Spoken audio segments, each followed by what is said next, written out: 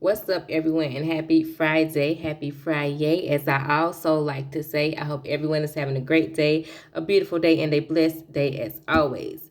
So let's go ahead and get into this message so that we can get right and stay right. So today, okay, so I want to talk a little bit about pride because I feel like pride is something that each and every last one of us have, and sometimes we don't even know that we are operating from a state of pride, and what I want to speak about is, first let's talk about my title. So my title is Do Not Let Your Pride Cost You Your Promise. Again, let me repeat that. Do not let your pride cost you your promise, your promises from God. Everything that it is that God wants to give you is his promises to you.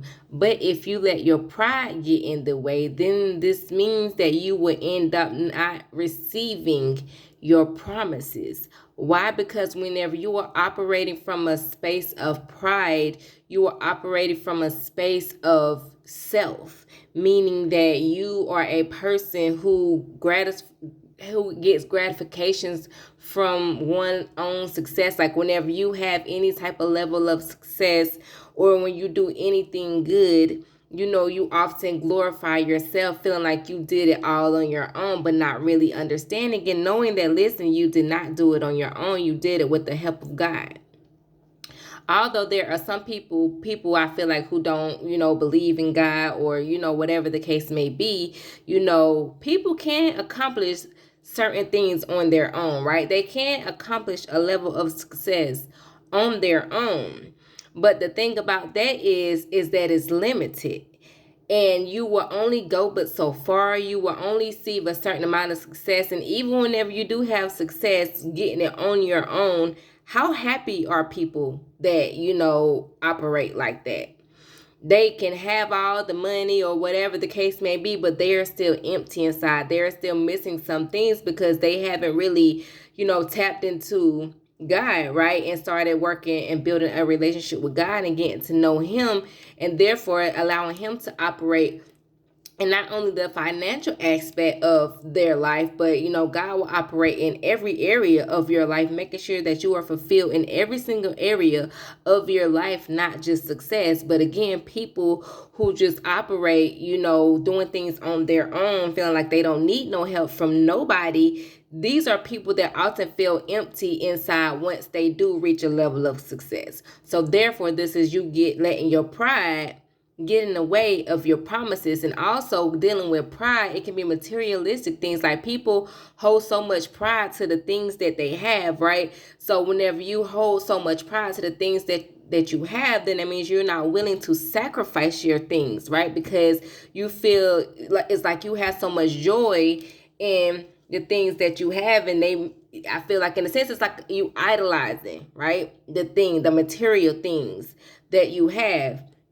And whenever you operate from a space like this, then that means you aren't willing to sacrifice anything, meaning you aren't willing to give up anything for God, right? You aren't willing to give up something so that you can receive something better. Because why? You are so prideful about the things that you have now. So therefore, this is why my message is, do not let your pride get in the way of your promises. Not only your promises of success, but your promises of love. Because if you're operating from a place of pride, again, just all about self, that means you're probably going to be self-absorbed in your relationships as well. You're going to be all for you and not really thinking about other people too much. You're going to be operating from a space of self. So therefore, you're not going to receive the full love that you can receive.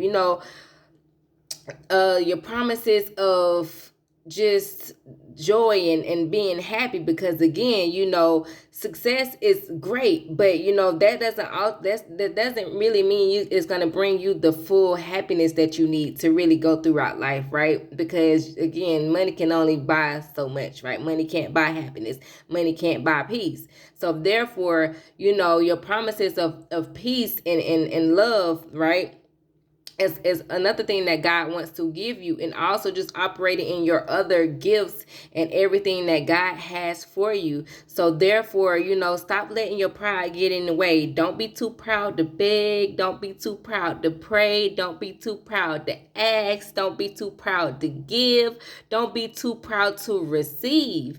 Because listen, these are the things that you deserve. These are the things that, help you to continue to grow and also continue to operate in a place of knowing that, you aren't doing things on your own, knowing that it's okay to receive help, knowing that it's okay to have a team, because there is no I in team.